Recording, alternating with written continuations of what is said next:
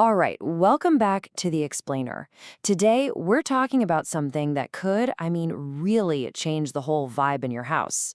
It's about moving beyond just sharing a space to, actually connecting. And it all boils down to this one simple, honest question. So be honest with yourself for a second. Are you really, truly connecting with your kids? Or are you just checking in? Because it's so easy to get caught up in the day-to-day grind and feel like we're talking, but is it creating a real bond? Or is it just logistics? You know exactly what I'm talking about, right? This daily interrogation. Did you do your homework? Did you eat? Where are you going? It feels like you're just running down a checklist. But that's not where the magic happens. Real connection, that's built on sharing stories, playing together, asking questions that get more than a yep or nope. So how do we flip the script?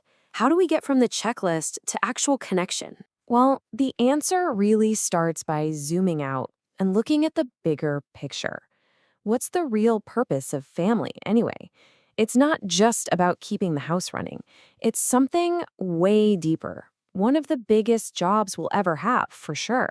In this quote, man, it just nails it. The best of you are the best to their families. What that's really saying is that your true character, your real excellence, isn't measured out in the world. It's measured by how you show up for the people under your own roof. It all starts at home. And check out this story, because it just brings that idea to life perfectly. So the prophet is in the middle of prayer, a moment of, deep spiritual connection. And what happens? His little grandson comes along and just climbs right up on his back, like he's a jungle gym. And instead of getting annoyed or pushing him off, the reaction is just incredible patience, pure love. And when he was asked why he did that, why he made his prayer longer, he said this: "My son was riding on my back, and I disliked to rush him until he had satisfied his need." Think about that. Satisfied his need. What was the need? It wasn't hunger or thirst. It was the need to play, the need to connect. It's such a powerful reminder that a child's emotional world is so, so important. It's worthy of our patience, even in our most sacred moments. Okay, so that's the why. That's the philosophy. But what about the how? How do we actually put this into practice? Well, it comes down to this really simple, but honestly game-changing idea: the family session. So, what is a family session, or al-jalsa al-usriya? It's basically a planned get-together that has one single focus: positive connection. This is huge. It's not a family meeting to hash out problems or talk about who didn't take out the trash. No, it's protected time. No criticism, no anger. The only item on the agenda is to build love and trust. That's it. And let's be clear, the goal here is not to add another thing to your already crazy schedule. It's all about quality, not quantity. It's about making the time you do spend together count. Think of it like this. You're building up this bank of trust and good feelings. And when you have that, tackling the tough stuff at other times becomes a whole lot easier. All right, the idea sounds awesome, right? But what does it actually look like? How do you do it without it feeling forced or awkward? Let's break down the blueprint for getting this started. Okay, so this source material gives us these 6 pillars to work with. But I want you to think of this like a menu at a restaurant, not a to-do list. You've got things like sharing some moral info, learning a skill, and my personal favorite, entertainment. Games, stories, riddles. You've got discussion, shared activities, and even talking about manners. You're not supposed to do all of them every time.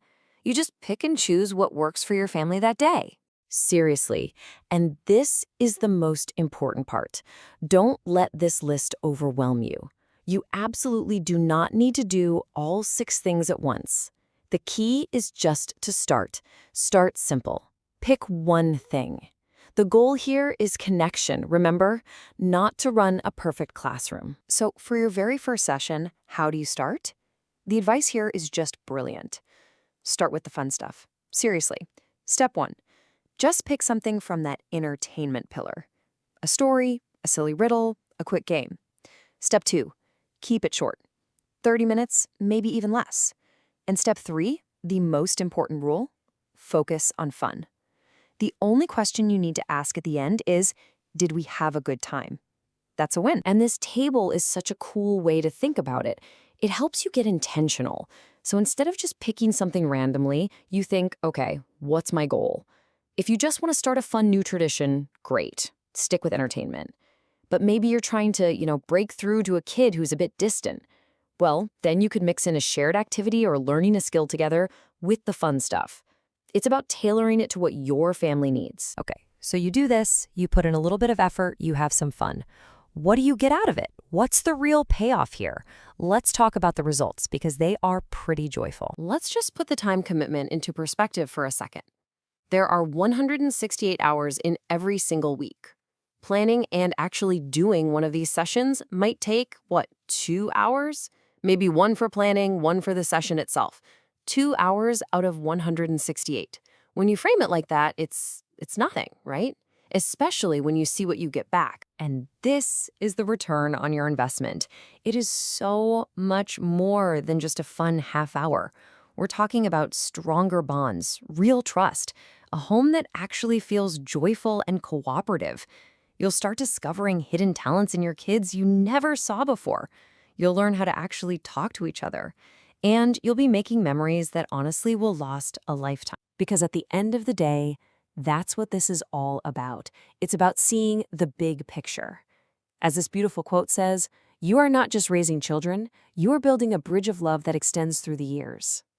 It's not just about surviving the week, it's about building something that lasts. So I'm going to leave you with this one last thought to chew on. Think about your calendar right now. It's probably jammed with work meetings, appointments, deadlines, all that stuff. But what if the single most important meeting you attend all week is the one you hold in your own living room?